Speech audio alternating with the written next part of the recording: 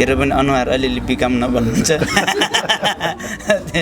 जसमा दुई मितहरूको बिचमा एक मितले मितको श्रीमतीसँग राखेको त्यो सम्बन्धको विषयमा मितको यस्तो गहिरो सम्बन्धलाई यसलाई हल्का बनाइयो कि भन्ने चाहिँ प्रश्नहरू उठिरहेका छन्। यसको विषयमा के मैकोटदेखि माथि दोलपातिर बुझ्नुभयो भने मानव मिटको घरमा मितिनी गयो मिटको घरमा मिट गयो भने चाहिँ मिट लिनुको लागि छोडेर आफू बाहिर जाने भन्ने त कल्चर थियो कुनै त। हामीले आएको प्रतिक्रियाहरू यहाँ दर्शकहरूमा भेटिरहँदाखेरि विभिन्न त्यो आफ्नो हिसाबले बहसहरू भइरहेको छ। धेरै राम्रो।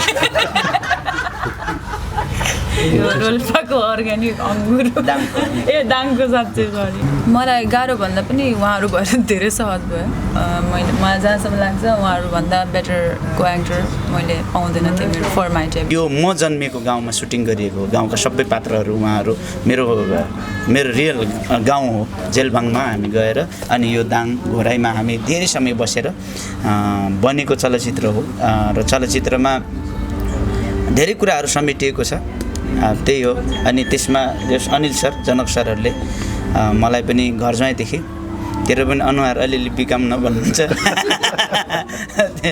कहिले के बनाउनुहुन्छ, कहिले अब सहचालक बनाउनुहुन्छ, कहिले पूर्व लडाकु बनाउनुहुन्छ, के बनाउनुहुन्छ। अब के बनाउनु बाँकी छ बनाउनुहोस्, मैले सकेको दिने हो, नसकेको त के दिनु र यति नै हो।